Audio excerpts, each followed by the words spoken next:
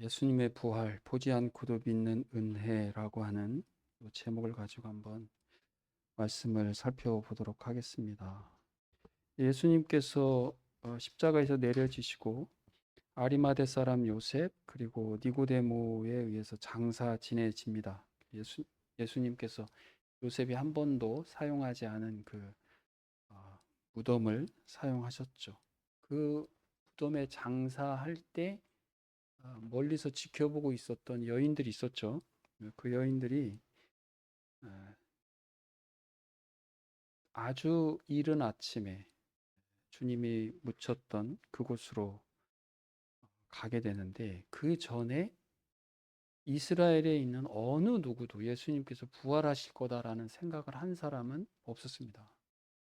그러니까 예수님이 부활할 거다라고 하는 것은 믿음의 여부와 상관없이 그 당시에는 개념적으로 존재하지를 않았어요.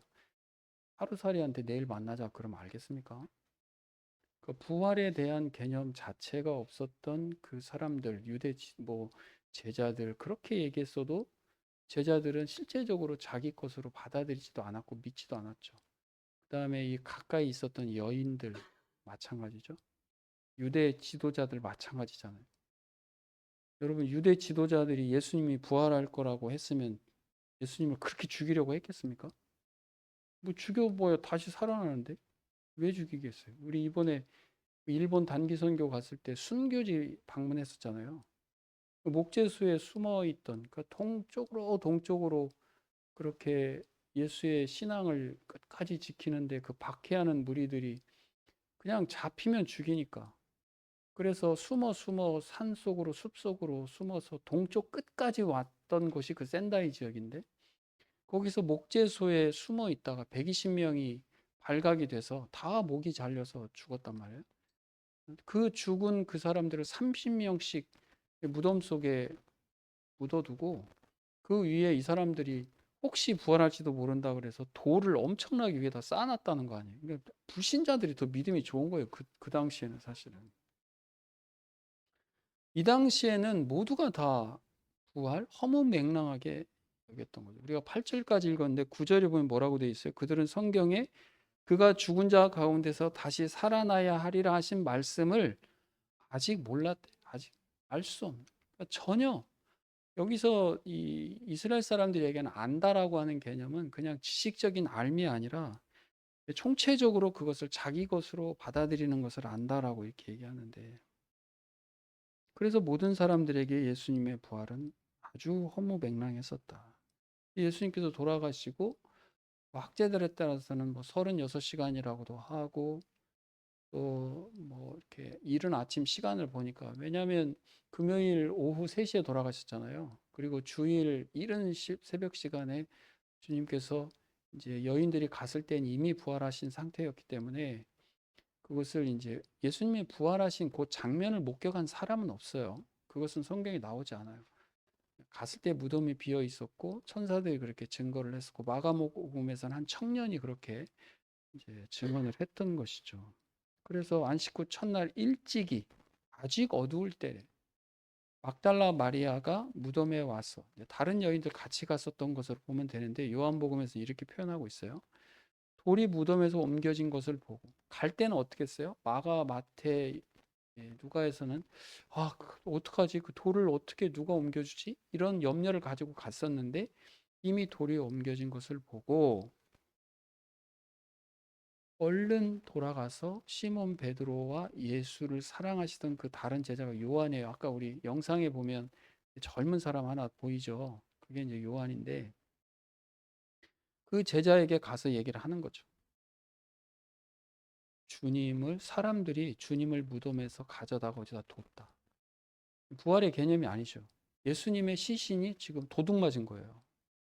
자기는 지금 다른 여인들이랑 같이 예수님께 드릴 향품을 잘 준비했다가 이른 새벽 시간에 주님을 명예롭게 해드리기 위해서 왔는데 시신이 없어진 거예요. 하늘이 무너질 일이죠. 예수님 장사 지내고 올 때까지 계속 기다리지 않았겠어요? 근데 와보니까 우리가 알지 못하겠다 얘기를 합니다. 베드로하고 요한이 깜짝 놀랐죠. 이건 또 무슨 얘기야? 그래서 뭐라고 돼 있어요? 시몬 베드 요 전에 시몬 베드로하고 요한이 이제 달려가죠. 그 무덤까지 와서 어떻게 해요? 이제 요한이 좀 젊어요, 베드로보다. 좀 빨랐어. 둘이 뛰어갔는데 베드로가 조금 늦었어요. 가서 요한이 이렇게 안을 쳐다보니까 들어가지는 못하고 그 안에 보니까 무덤이 비어 있었단 말이에요. 베드로가 와가지고 들어가죠. 들어가서 봤더니 이제 예수님을 감쌌던 요 세마포, 그리고 여기 한번 볼까요? 시몬 베드로는 따라와서 무덤에 들어가 보니까 세마포가 놓였고 머리를 쌌던 수건 세마포와 함께 놓이지 않고 딴 곳에 쌌던 대로 놓여 있더라, 이렇게 되어 있습니다. 어떤 뭐 구체적으로 굳이 말씀드릴 필요는 없지만 어떤 그 세계적인 잡지예요. 세계적인 잡지에서 여론조사를 한 거죠. 이 지구상에 존재하는 어떤 문화적 유산, 유물 중에서 만약에 이 지구가 멸망을 당해서 혹은 다른 방식으로 보존한다면 무엇을 보존하면 좋겠냐라고 했을 때 항상 10위 안에 들어갔던 것이 뭐냐면 예수님의 시신을 쌌던 세마포입니다. 예수님의 몸을 쌌던 세마포가 있지 않겠어요? 이게 토리노라고 하는, 이탈리아 토리노라고 하는 곳에 있는데 이게 공개되지 않았다가 이제 교황이 가서, 다른 사진 여러분 아마 찾아보시면 아시겠지만 교황이 가서 요 밑에 이렇게 손 대고 이렇게 사진 찍은 모습도 있어요. 저 위쪽에 보이는 게 요 세마포를 펼쳐 놓은 건데 이게 정말 엄청난 일이 벌어진 거죠. 1898년에 이 세콘도 피아라고 하는 사진 작가, 여기 사진에 있는 요 사람이 이거 사진을 찍었는데 그 안에 지금 어떤 모습이 보여요? 이것을 이렇게 쭉 현상하는 과정에서 어떤 한 형체가 드러난 거죠. 잘 보십시오. 이건 뭐 이미 인터넷에 공개되어 있기 때문에 다 보여줄 수 있어요. 이것에 대한 진위 여부에 대한 논쟁은 지금도 있습니다. 이게 진짜냐, 진품이냐, 아니면 아니냐. 뭐 이거에 대한 논쟁은 많이 있지만 알 수가 없어요. 그리고 여러분 뭐 연대 측정하는 그런 거 있잖아요. 그런 걸 가지고 측정해 봤을 때도 이게 연도가 잘 맞지 않는다라고 해서 어찌 됐든 이 세마포라고 하는 것을 통해서 많은 사람들이 어떤 주님의 그 피 묻었던 그 몸을 쌌던 그런 모습들을 이제 우리에게 보여주죠. 그리고 다시 무덤으로 돌아와 보면 요한이 이제 그때 와서 들어가서 보는 거죠. 그때야 무덤에 먼저 갔던 그 다른 제자도 들어가 보고 믿더라. 그러니까 무덤에 먼저 갔던 게 요한이라 그랬잖아요. 젊으니까 좀 빨랐겠죠. 안에 보고 들어가진 못했어요. 베드로가 뒤늦게 도착해서 베드로는 쑥 들어가서 봤죠. 봤더니 세마포, 얼굴을 쌌던 수건 이런 것들이 잘 개켜 있는 거. 뭐 급하게 도망친 흔적이 있는 게 아니에요. 가지런하게 잘 개켜 있어서 그렇게 있었다. 그리고 요한이 들어가 봤더니 같이 한번 읽어볼까요? 그때야 무덤에 먼저 갔던 그 다른 제자도 들어가 보고 믿더라. 그때야 보고 믿더라. 이렇게 볼 수 있어요. 그때야 보고 믿더라. 이 단어가 주는 힘이 있죠. 부활에 대한 개념이 전혀 없던 그 제자들이 예수 그리스도께서 부활하셨다라는 말씀이 떠올랐을 것이고 부활하신다라는 말씀이 떠올랐을 것이고 그때야 예수 그리스도의 부활에 대한 것이 믿어지는 시초, 부활 신앙에 대한 것이 시작되는, 그렇게 표현을 합니다. 여러분들은 언제쯤 부활 신앙을 여러분의 신앙으로 가지셨나요? 여러분은 언제 예수 그리스도의 은혜가 보이기 시작했습니까? 언제 예수님께서 하나님께서 여러분들을 섭리하고 인도하시는 것을 여러분들은 언제 믿음의 눈으로 보시기 시작하셨습니까? 언제 여러분들은 하나님께서 우리와 함께 하신다라고 하는 것, 나와 함께 하신다라고 하는 것, 나의 소망의 기도를 들으시고 나에게 하나님께서 온유하게 응답하시고 내가 혹 주님의 말씀과 견나간 길을 가거나 그런 마음을 먹었거나 그런 행동을 했을 때 언제 여러분들은 여러분 마음 안에 그렇게 탄식하며 두드리는 성령 하나님의 그 감동과 우리에 대한 그 사랑을 여러분들은 언제 느끼고 오셨습니까? 잊어버리면 안 됩니다. 주님이 우리와 함께 하시고 늘 우리에게 함께 해 주신다. 믿음의 눈이 떠지시는 여러분 또 제가 되면 좋겠습니다. 베드로하고 요한이 돌아갔어요. 돌아간 뒤에 그 이야기를 전달해 준 막달라 마리아가 그때서야 도착한 거죠. 제일 늦잖아요. 어쨌든. 그래서 돌아와 봤을 때 와 봤더니 흰옷 입은 두 천사가 있었다. 흰옷 입은 두 천사가 예수의 시체 뒤었던 곳에 하나는 머리편에 하나는 발편에 있더라. 마리아는 굉장히 슬펐어요. 누가 과연 그 시신을 옮겼을까? 눈물을 흘리면서 보았겠죠? 그런데 그 안에서 베드로와 요한이 있을 때 보지 못했던 이 존재하지 않았던 두 천사가 그 안에 있었습니다. 그러면서 그 천사들이 얘기하죠. 여러분 어찌하여라는 단어에 잘 주목하시면 좋겠어요. 여자여 어찌하여 우느냐? 이르되 사람들이 내 주님을 마리아는요 자기 주님이었어요.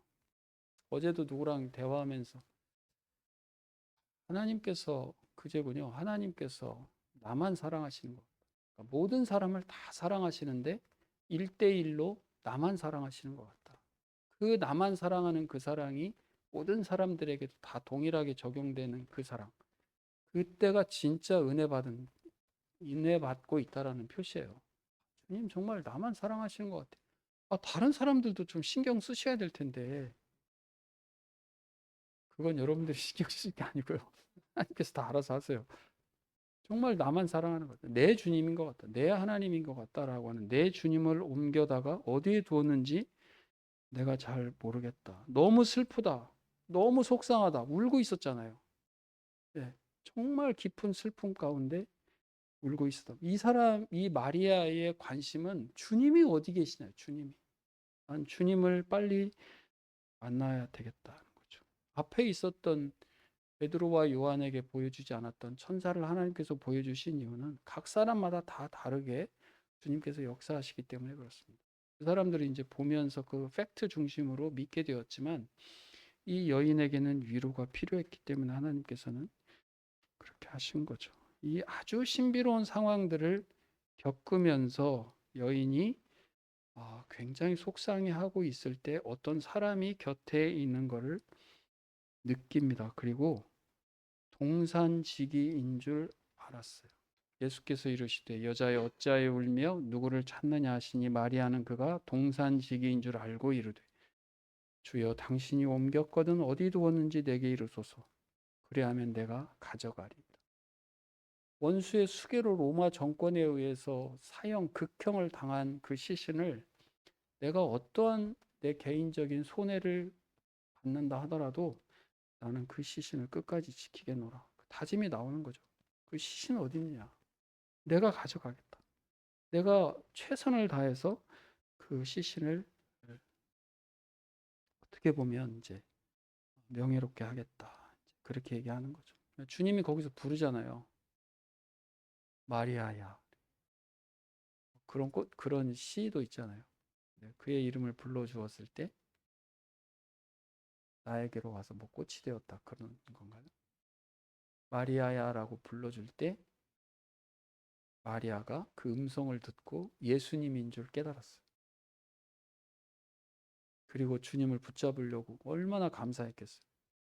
그 무릎을 꿇고 주님을 붙잡으려고 했을 때 아직 붙잡지 마라 이렇게 말씀하시죠. 정말 기독교에 있는 그 장면 중에서 정말 감동적인 장면.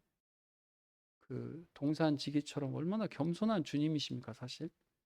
그렇게 보이시는 주님이 그 자리에서 마리아를 만나 주시는. 마리아 이제 너무 기쁜 거죠. 그 가슴 아픈 그 슬픔을 갖고 있었던 마리아가 이제 주님이 부활하셨다라고 하는 것을 직접 확인했기 때문에 제일 먼저 누구에게 갔겠어요? 제자들에게 가는 거죠. 제자들에게 가서, 저는 이 표현이 너무 좋아요. 같이 읽어볼까요? 막달라 마리아가 가서 제자들에게 내가 주를 보았다 하고 또 주께서 자기에게 이렇게 말씀하셨다 이르니라. 내가 주를 보았다. 내가 주님의 은혜를 보았다. 내가 주님의 일하심을 보았다. 우리 톰에 가서도 그랬잖아요. 주님의 일하심을 우리가 현장에서 봅니다. 주님의 일하심을 내가 보았다. 주님의 사랑을 보았다. 주님이 나에게 응답해 주신 것을 내가 보았다. 이렇게 고백할 수 있기를 바랍니다. 마가복음에 보면요, 아무리 내가 주님을 보았다라고 가서 얘기해도 안 믿어요. 마가복음 한번 볼까요? 저는 막 이때 제자들 보면 짜증나 죽겠어요. 같이 읽어봐. 예수께서 안식 후 첫날 이른 아침에 살아나신 후 전에 7 귀신을 쫓아내어 주신 막달라 마리아에게 먼저 보이시니 마리아가 가서 예수와 함께하던 사람들이 슬퍼하며 울고 있는 중에 이 일을 알림해 그들은 예수께서 살아나셨다는 것과 마리아에게 보이셨다는 것을 듣고도 믿지 아니하니. 듣고도 믿지 아니하니. 우리가 아무리 누군가에게 부활 신앙을 얘기해도 듣고도 믿지 않는 사람들이 태반이에요. 참 그런 거 보면 믿음은 선물인 거 분명해요. 이게 뭐 믿고 싶다고 믿어지는 게 아니잖아요. 근데 태반, 잘 듣고도 믿지 않는다. 들음은 믿음에서 난다고 했는데 로마서 10장 후반부에 보면 믿음은 들음에서 나고 들음은 그리스도의 말씀으로 인함이라고 했는데 사람들이 듣고도 믿지 않는다. 들으려고도 하지 않는다. 그 안타까운 표현을 하고 있거든. 너무 속상한. 주님께서 이 문제를 해결하십니다. 이 문제를 주님께서 해결을 하지 않으면 안 되니까. 그래서 찾아가시죠. 예수님께서 부활하신 그날 저녁이에요.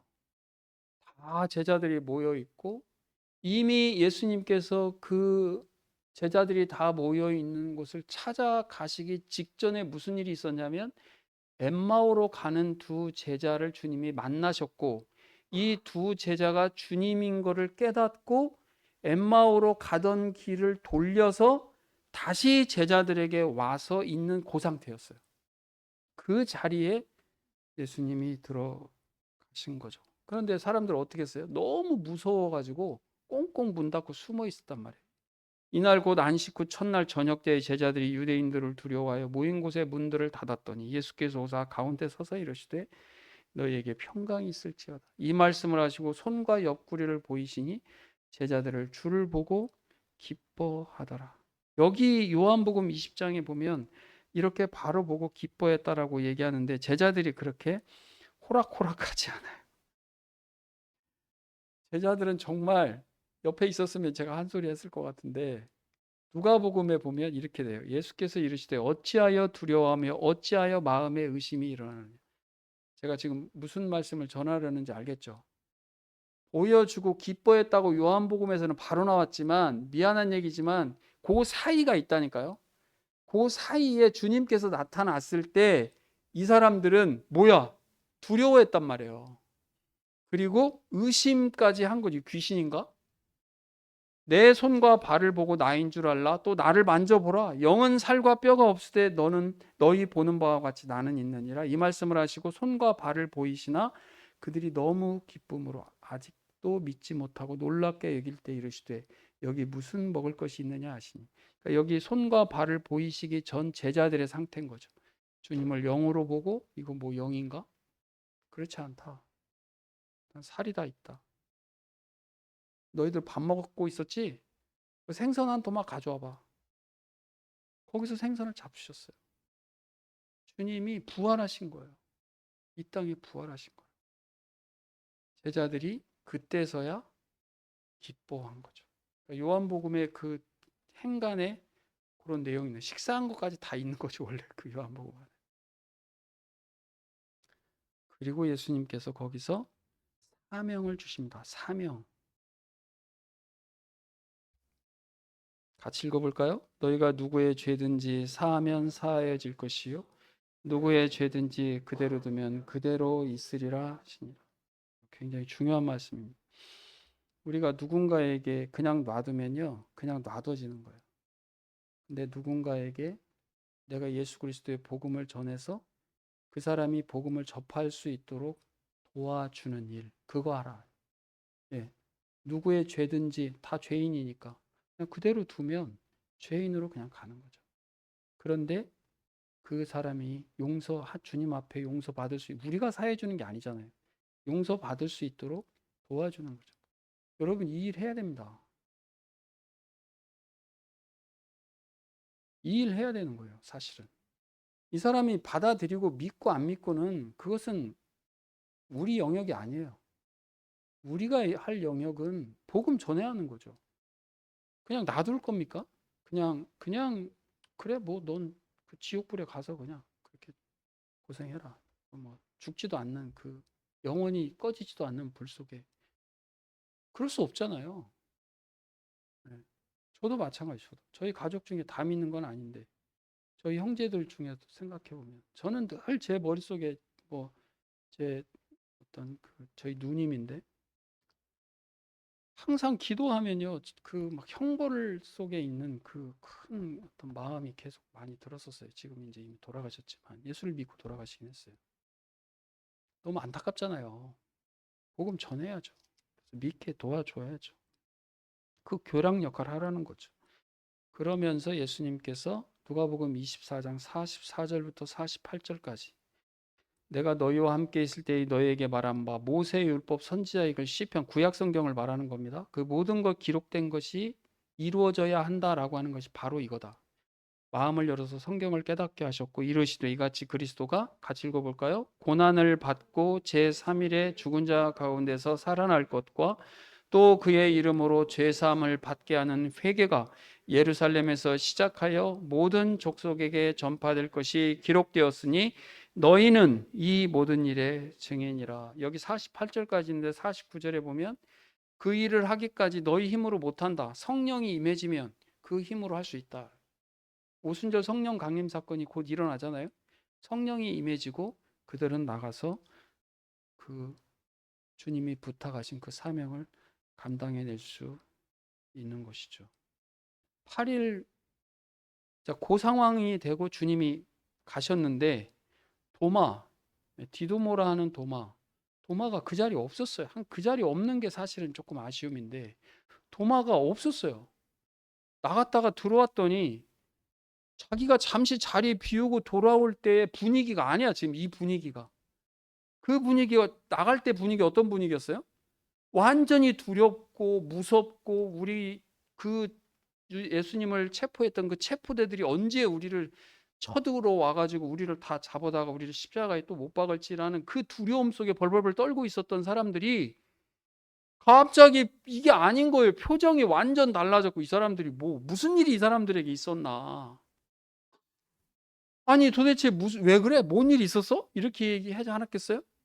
주님이 왔다 가셨다. 주님이. 무슨 소리 하고 있어? 이 사람들이 아주 정신이 나갔구나. 내가 직접 보고 만져보고 내가 거기 못자국에 손가락 넣어보지 않고 난 못 믿어. 이 사람들 완전 정신이 나갔구만. 이렇게 얘기했어요. 도마가. 제가 말씀드렸죠. 주님 뒤끝이 있으시다고. 8일 후에 도마가 있는 자리에 다시 오십니다. 듣고 계셨다가 말씀하세요. 도마에게 이르시되 내 손가락을 이를 내밀어 내 손을 보고 내 손을 내밀어 내 옆구리에 넣어보라. 그리하여 뭐 하라고요? 믿음 없는 자가 되지 말고 믿는 자가 되라. 굉장히 유명한 그림이잖아요. 근데 실제로 도마가 이렇게 그림은 이렇게 되어 있는데 실제로 도마가 넣어 봤겠어요? 그 정도까지 도마가 그렇게 나쁜 사람은 아니잖아요. 도마가 바로 대답합니다. 나의 예수님이시오 나의 하나님이시오. 여러분 부활신앙이 여러분들에게 자리를 잡히면요 여러분들이 이렇게 고백할 수 있어요. 나의 예수님이시고 나의 하나님이십니다. 주님이 나의 구원자십니다. 주님이 마지막 당부하시죠.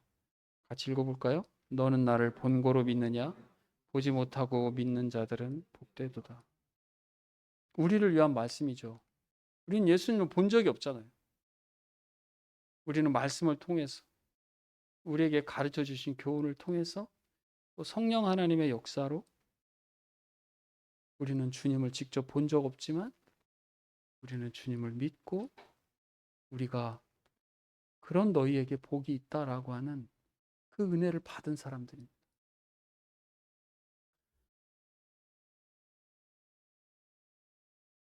그 무서워가지고 벌벌 떨고 도망치고 그랬던 사람들이 도대체 무슨 확신이 생겼길래, 다 순교했거든요. 그 사도들. 어떻게 저렇게 순교의 길을 가면서도 전혀 두려움 없이 그렇게 될 수 있을까? 쟤네들이 원래 그런 애들이 아니었는데. 심지어는 예수 믿는 것들 다 잡아다가 아주 그냥 다 이 땅에서 다 소멸시켜야 된다라는 그 마음에 꽉 찼었던 사울조차 무슨 일이 도대체 있었길래 180도 달라져서 그 예수 그리스도의 복음을 전하다가 그 또한 사형장에서 순교당하는 그런 일을 하느냐. 도대체 무슨 일이 있었길래 이 사람들이 20년도 되지 않아서 그 지중해 연안 모든 지역에 다 예수 공동체를 세울 수 있냐. 도대체 이 무슨 일이 있었길래 이 로마 제국 안에 들어와서 50년 안에 로마 제국이 위협을 느낄 정도의 그 예수 공동체가 됐겠는가? 도대체 무슨 일이 있었길래, 무슨 신앙이 그들에게 있었길래, 무엇이 그의 영을 잡았길래 그들이 모든 것을 다 주님 앞에 걸고 그렇게 할 수 있었겠는가? 예수님이 부탁하신 겁니다. 이 일에 너희가 증인이라. 사도행전을 보세요. 사도행전. 다 비리비리 인생 패배자로 다 그냥 지리멸렬해서 다 사라질 그 존재들이 성령 하나님이 딱 덧입혀주고 예수님께서 이제 지금부터다 라는 말씀을 하셨을 때 이들이 나가서 생명 걸고 예수님을 십자가 못 박아 죽인 사내들인 공의회에서 그 사람들이라고 죽이지 않았겠습니까? 다시는 너희들 그렇게 하면 그땐 그냥 놔두지 않는다라고. 그냥 때려서 그냥 풀어줘라라고. 그 때리는 게 뭐 몇 대 회초리 때리는 겁니까? 거의 죽기 직전까지 만신창이가 되도록 때려서 내보낼 때 그들이 뭐라 그랬습니까? 베드로 요한이. 하나님 앞에서 너희 말을 듣는 게 맞냐? 하나님 말 듣는 게 맞냐? 때리려면 때리고 죽이려면 죽여라. 그런 거죠. 전혀 우리가 인간 이성적으로 믿지 않는다고 해서 주님의 부활이 안 믿겨진다라고 하는 것은 가장 어리석은 대답입니다. 저는 뭐 어렸을 때 미국이 있을 거라고 믿은 적이 없어요. 사진을 보고 뭘 해도. 근데 그렇다고 미국이 없습니까?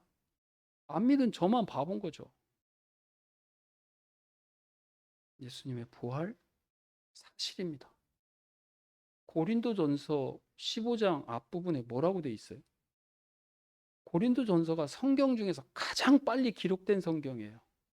그 고린도전서에다 써놨어요, 바울이. 주님의 부활을 목격한 사람들이 지금도 살아있다. 지금도. 살아있을 때 고린도전서가 쓰여졌다니까요. 예수님의 부활을 목격한 사람들은 이건 거짓말할 수가 없는 거예요. 당시의 법정에서 증인으로서 효력도 없는 여성들이 제일 먼저 봤다라고 어떤 꾸며냈다면 누가 그렇게 꾸며내겠습니까? 예수 그리스도의 그 부활, 물론 뭐 여기 계신 분들이야 그렇지 않지만 부활의 신앙, 우리의 신앙이 되기를 바랍니다. 주님께서 부활하셨어요. 왜요? 우리 구원하시자고. 부활해야 주님이 하나님의 아들인 거 아니까. 부활해야 하나님이시고 하나님의 아들이신 것을 알기 때문에 부활하신 거예요. 자보다가 그 유대인들이 죽였으면 또 부활하셨을 거라고요.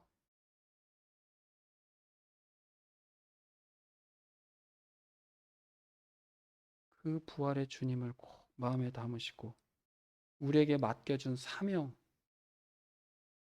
감당해내는 저와 여러분 다 되시기를 주님의 이름으로 축원합니다. 기도하겠습니다. 아버지 하나님, 예수님의 부활을 생각합니다. 우리의 믿음을 다시 한번 점검하고 주님의 부활을 나의 삶의 일부로 받아들일 수 있는 믿음을 허락하여 주시옵소서. 주님의 증인으로 살아갈 수 있는 용기도 허락하옵소서. 보지 않고 믿는 믿음으로 복되게 하시고 이어지는 성찬 예식에도 은혜로 함께하옵소서. 예수님의 이름으로 기도합니다. 아멘.